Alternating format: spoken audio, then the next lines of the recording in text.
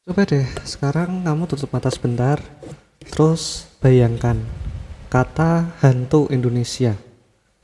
Pasti yang muncul di kepala kalian pertama kali, kalau bukan pocong yang loncat-loncat, ya pasti si mbak yang satu ini. Sosok wanita, rambut panjang rembia, pakai baju daster putih, terus ketawanya itu loh, khas banget. Sumpah ini hantu paling mainstream di negara Indonesia sih. Kalau ibarat artis itu dia udah yang paling papan atas. Tapi entah kenapa masih jadi yang paling efektif bikin kita lari terbirit-birit. Tapi pernah nggak sih sampean mikir, kenapa kuntilanak itu harus cewek? Kenapa harus rambut panjang? Dan pertanyaan paling dasarnya, kenapa orang yang meninggal bisa berubah jadi kuntilanak? Kenapa kok nggak jadi hantu yang lain aja gitu loh? Nah, di kesempatan kali ini aku nggak bakal ngajak kalian cari setan atau uji nyali. Kita bakal coba bedah sejarah dan asal usul kenapa sih Mbak Kunti ini bisa jadi selebriti di dunia perhantuan kita. Wes, siapin kopi atau teh hangat, matiin lampu kamar biar sahdu, dan ayo kita ngobrol santai soal kuntilanak. Kita mulai dari namanya dulu deh ya. Kuntilanak atau kalau orang Melayu sering nyebutnya itu Pontianak. Yes, nama ini erat banget hubungannya sama kota Pontianak di Kalimantan Barat sana. Jadi ceritanya yaitu Sultan Syarif Abdurrahman Al-Qadri. Dulu pas beliau dan pasukannya mau babat alas, mau buka lahan hutan di sana buat bikin permukiman, mereka itu diganggu habis-habisan. Katanya ada suara-suara aneh, suara-suara nangis, suara ketawa, dan bayangan-bayangan mengerikan yang muncul dari arah pohon-pohon besar di pinggir sungai Kapuas.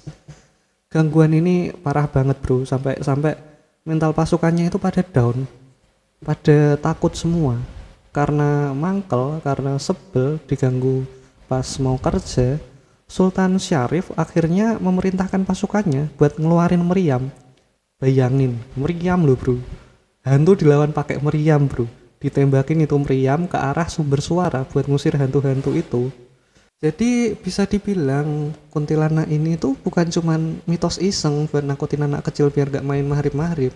Tapi dia itu udah jadi bagian dari sejarah berdirinya sebuah kota besar. Keren toh? Tapi pertanyaannya, dari mana asalnya kuntilanak? Banyak yang salah kaprah di sini. Banyak yang salah sangka. Orang mikirnya kuntilanak itu ya udah gitu aja hantu dengan baju putih yang terbang-terbang. Hihihi begitu. Tapi originalnya kuntilanak itu adalah hantu dari orang yang hamil terus meninggal. Begitu. Saya tunggu dulu. Aku tahu mikirmu gimana. Mikirmu adalah, bang, itu sundel bolong bang, itu bukan kuntilanak, beda itu mah. Enggak, gini. Jadi oke lah, mereka bisa kita katakan saudara jauh. Jadi kalau kuntilanak itu secara cerita rakyat atau folklore itu adalah singkatan dari perempuan mati beranak. Jadi konon dia berasal dari arwah wanita yang meninggal saat proses melahirkan gitu. Makanya dia ini suka ketawa melengking seolah-olah itu mengetawakan nasibnya sendiri yang tragis, atau kadang malah nangis sesenggukan mencari anaknya. Nah, kalau kita tarik lagi nih ke sisi sosiologi dan sejarah, fakta dibaliknya sebenarnya agak menyedihkan bro. Coba bayangin, zaman dulu, zaman simbah-simbah kita, teknologi medis itu belum secanggih sekarang. Belum ada USG, belum ada operasi sesar yang benar-benar aman, belum ada puskesmas yang ada di setiap kecamatan. Melahirkan di zaman dulu itu benar-benar pertaruhan nyawa. Angka kematian ibu dan bayi itu tinggi banget di masa itu. Ketakutan terbesar masyarakat zaman dulu, terutama para suami dan anggota keluarga, adalah kehilangan istri atau ibu saat proses persalinan. Rasa takut kolektif, rasa trauma satu kampung inilah yang akhirnya memvisualisasikan teror. Jadi satu sosok hantu wanita. Jadi kuntilanak itu sebenarnya adalah manifestasi atau wujud dari rasa trauma, rasa sedih, rasa takut masyarakat kita di masa lalu akan resiko kematian pada saat melahirkan. Kalau dilihat dari kacamata ini, ceritanya jadi agak dark dan sedih ya bro ya. Kemudian kita bedah tampilannya. Kenapa dress code-nya daster putih polos? Kenapa kok nggak pakai kebaya atau pakai daster batik gitu? Sebenarnya logika budayanya itu simpel banget bro. Itu bukan daster. Di Indonesia orang meninggal tuh dibungkus pakai apa coba? Kain kafan kan. Warnanya apa? Putih. Ya udah sesimpel itu aja. Jadi sosok kuntilanak ini kan ceritanya arwah yang bangkit dari kubur gitu. Atau mayat yang belum tenang lah. Jadi visual baju putih panjang yang melambai-lambai kena angin itu sebenarnya representasi dari kain kafan yang longgar. Cuman karena imajinasi orang-orang aja jadinya kayak daster longgar gitu. Terus rambutnya, kenapa harus panjang? Kusut dan nutupin muka, kenapa nggak disambel rapi atau bonding yang lurus gitu? Jadi gini, di budaya zaman dulu, wanita terhormat, wanita baik-baik, itu rambutnya selalu disanggul, diikat rapi. Wanita yang rambutnya digerai berantakan, awut-awutan, biasanya diasosiasikan dengan orang yang sedang sakit jiwa, atau orang gila, atau kondisi yang tidak normal.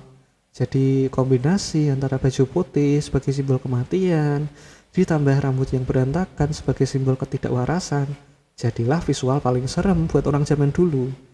Dan image itu kebawa terus antar generasi sampai sekarang ada di otak kita.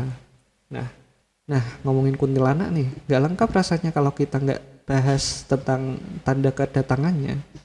Jadi selain suara ketawa, ada satu hal lagi yang bikin kita langsung kicep, yaitu bau wangi melati. Pernah nggak sih kamu lagi duduk santai di teras atau lagi jalan di gang sepi, terus tiba-tiba hidungmu nyium wangi bunga melati yang nyengat banget. Padahal di situ nggak ada pohon melati, nggak ada orang jualan bunga. Mitosnya kan jelas ya, kalau ada bau wangi melati berarti setannya lewat. Kalau baunya busuk berarti setannya diam di situ. Tapi kenapa harus melati? Kenapa nggak bau yang lain gitu ya? Sebenarnya ada alasan logis dan budaya yang kuat banget di sini. Pertama, bunga melati dan bunga sedap malam itu memang jenis tanaman yang melepaskan aroma paling kuat di malam hari. Mereka itu tanaman nokturnal.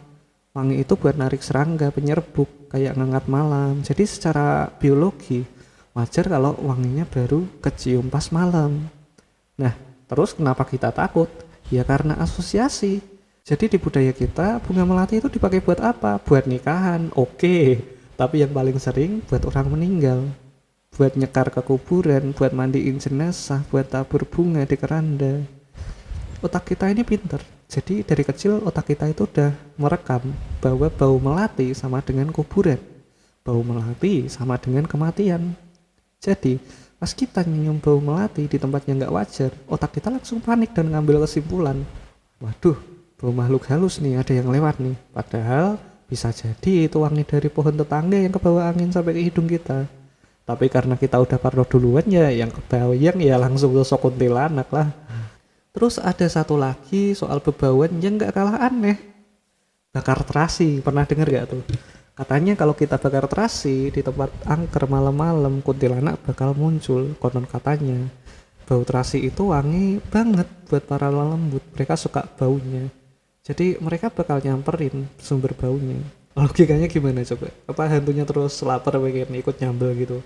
Ya kalau dipikir pakai logika orang zaman dulu, bau terasi itu kan menyengat banget ya, bau organik, fermentasi udang kan. Jadi baunya itu nusuk hidung dan nyebar kemana-mana. Di dunia supranatural emang ada kepercayaan kalau makhluk halus itu suka sama bau-bauan yang tajam. Entah itu wangi kembang, kemenyan, atau bau anyir.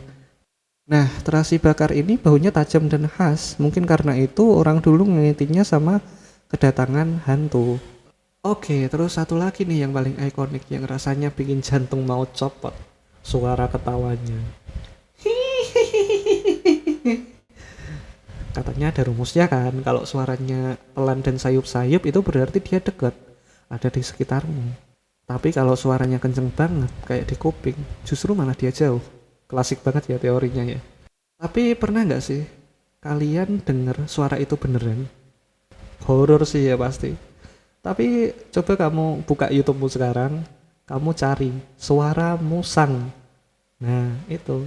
Kalau menurut kepercayaanku pribadi ya, suara musang itu mirip banget kayak suara ketawa kuntilanak. Jadi musang itu adalah hewan yang nokturnal, jadi dia aktif banget pas malam. Mereka suka jalan-jalan di atas genteng, di plafon rumah tua, atau di pohon-pohon gede. Kadang-kadang kayak orang nangis, kadang-kadang kayak orang ketawa cekikian. Ya, serempol lah pokoknya. Bayangin kondisinya jam 1 malam, sepi nyenyet nih. Tiba-tiba di atas plafon rumahmu ada suara gludak-gludak. Terus disusul suara cekikikan yang melengking. Ya kalau kita pasti langsung mikir otomatis, wah ada kuntilanak nih lagi nangkring di genteng. Padahal kemungkinan besar itu cuma suara sepasang musang yang lagi kawin atau ya musang yang lagi lewat aja. Oke, jadi kesimpulannya apa? Kuntilanak itu bukan sekedar hantu buat nakut-nakutin anak kecil biar gak main jauh-jauh. Dia itu adalah campuran dari sejarah, rasa trauma, rasa takut, interpretasi budaya, ya masalah lingkungan, natural seperti wangi bunga melati dan suara musang tadi. Yaitu semuanya bergabung jadi satu menjadi kuntilanak itu. Mungkin itu sebabnya dia jadi hantu yang paling relate sama kita, karena ceritanya, karena asal muasalnya itu deket banget sama kehidupan sehari-hari dan budaya masyarakat Indonesia, terutama di masa lampau. Tapi terlepas dari semua penjelasan sejarah dan logika soal kuntilanak tadi ya, namanya juga hidup berdampingan sama yang gaib ya. Jadi nanti kalau pas malam kamu lagi enak-enak tidur terus dengar suara ketawa cekikikan halus dari pojok kamar,